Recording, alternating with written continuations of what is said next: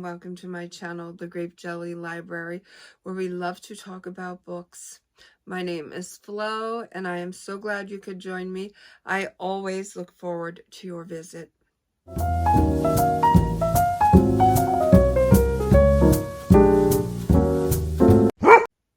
How are you? I hope you're doing well. Today, I just wanted to take a few minutes to talk to you about the recent passing of an icon. Tina Turner has passed away at the age of 83. And Tina Turner, to me, was more than just a rock icon and the queen of rock and roll. She was a mentor to me. She was a pillar of strength. She was a role model. I drew strength from her. I drew wisdom from her, empathy, love. She was my grandmother. She was my aunt. She was my best friend. She was my neighbor. She was my co-worker. She just had a way of, she was there for us. Tina belonged to the world. She was ours. And I absolutely was thankful and blessed, and I wanted Tina in my life. That's why I wanted to bring you this book. Now, I subscribe to Tina Turner, and I love to hear when she talks, and I loved her laughter and how she can find laughter in horrible situations. Again, strength, pillar of strength. So I said to myself, you know, Floss, you should really get the Tina Turner book off of your shelf, and you should suggest anybody who loves their memoirs like I do, or anybody who doesn't know what they should read next. You know, find out about Tina Turner and the tragedies that were her life and the blessings that were her life and the wonderful, wonderful human being that she is, and all of the things that you can learn from her. So you need to pull that book off the shelf, and you need to bring it to the forefront and showcase that book. And, you know, I made myself a note today when I was brainstorming that was one of the things that I was going to do in the next week or two. And then my sister and I listened to an interview of hers yesterday, and I chuckled because it was a less than desirable situation that she found herself in, but she was laughing and she found humor in it. And oh gosh, that's why I love her so much. So that is another reason why I wanted to bring this memoir to your attention, because she could just bring so much to our table, change our outlook on life, on things, on hard things. She can help us through. She can give us a different outlook. She can give us something concrete and firm to hold on to, and that is a belief in a higher power, and the experiences that she has gone through and has shared with us. And should we find ourselves in similar situations, we can, you know, gain our strength from a higher power or being. And also, you know, say, you know, Tina would want us to fight. Tina would want us to do this. So I made my little mental note, share this memoir of Tina with the world. After all, she does belong to the world, and just let the people out there know what a treasure they are going to find in this book. And I didn't get to that point in time yet.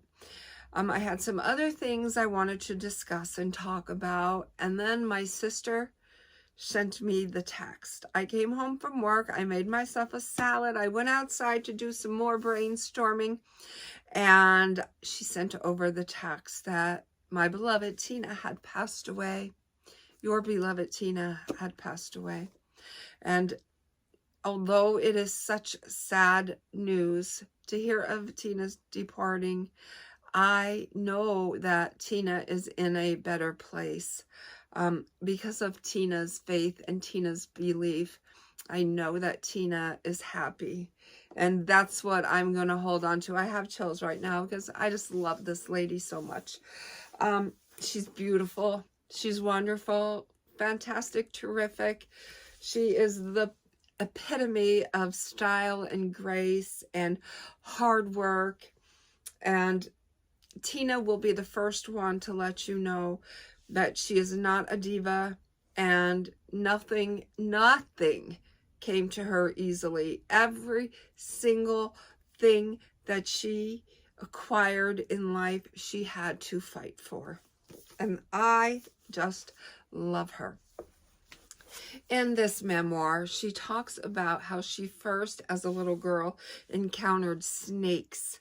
And although she grew to become afraid of them as an adult, back in her childhood, she absolutely was not.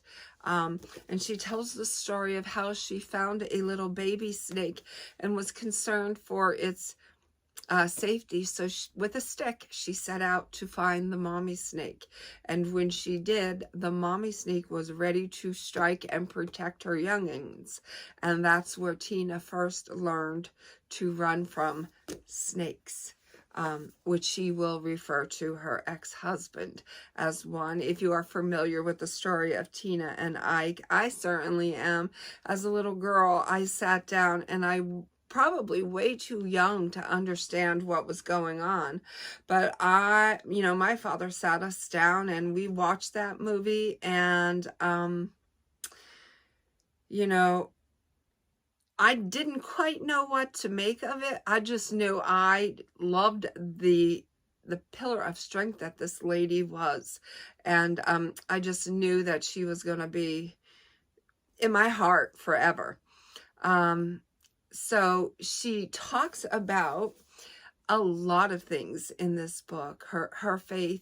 She talks about how she met Ike, why she decided to wear wigs, how hard she had to work for everything that she acquired in life, her escape from Ike and the fight that they had, pertaining to a hot sunny day in the back of a car when they were en route to get a hotel for their next gig, and she had on a white designer suit, and as was accustomed to Ike, he typically pulled out candy bars from the pocket of his suit, and on this particular hot day the candy bar was melted, and in a gesture of kindness he offered to share it with Tina, who did not want any, so she nicely declined. She just didn't want chocolate on her white suit,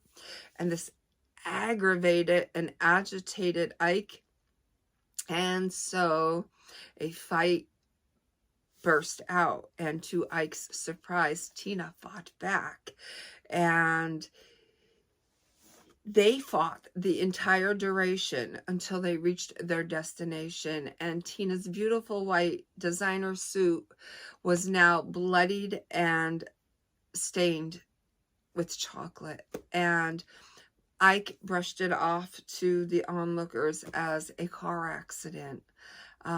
So she waited for Ike to go to sleep, and then with 36 cents and a mobile,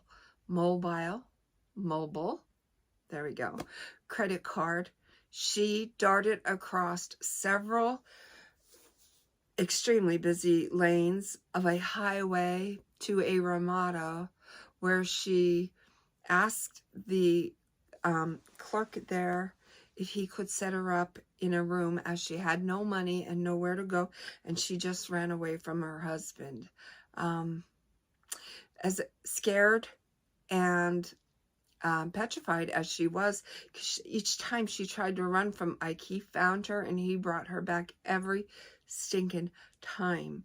So as frightened as she was to know that there is a chance that I could find her just right across the highway from him, she was still excited because this time she knew it was for good, and she was not only running to escape her assailant, but running towards a beautiful new life. Albeit she was uncertain of what this new life would hold, it had to be better than the life she was coming out of. I did this story through Audible. I folded clothes. I slowed the speed down because I didn't want the book to end.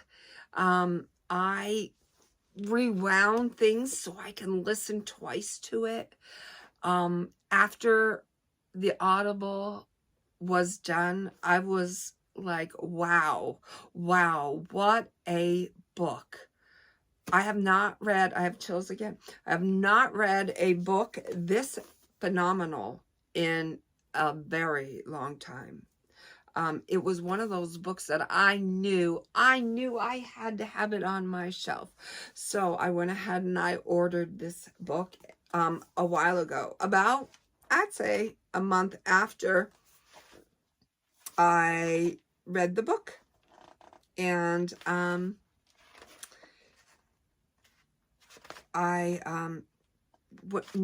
just knew that it belonged on my shelf. There was a place for it on my shelf. And although I have never opened this book, this is the first time I have ever opened this book, doesn't matter to me because I know the words in this book. I know the feeling that it put in my heart. I know the thoughts that it put in my brain, the comfort, the strength, the love, the do you know when you're in school and you just see that it girl and you don't want to be them, but you would like to, there are aspects of them that you admire or adore and you want to personify that in yourself. I just knew there were so many things about her that spoke to me and that I wanted to adapt, like her kindness and her personality and her positivity. And I don't chant, but that's not to say that I wouldn't. I just like the whole meditative state that she puts her in, the peace and the calmness. She talks about how she had so many illnesses. One would never know the illnesses that she suffered. A stroke, how she had to take dialysis, how she had intestinal cancer, gave up her American citizenship and moved to Switzerland, found her true love, and did not live happily ever after. No, she had to endure the passing of her son. Tina has always been dealt or faced with hard times. But the thing about Tina is she really did, like the song My Way goes, she really did chew them up and spit them out. She is a legend and I love her. And if you want a phenomenal read, then you should pick this book up. With all the love in my heart, I bid Tina a farewell, and she's never gone. It's never goodbye. I have chills. I will see you later.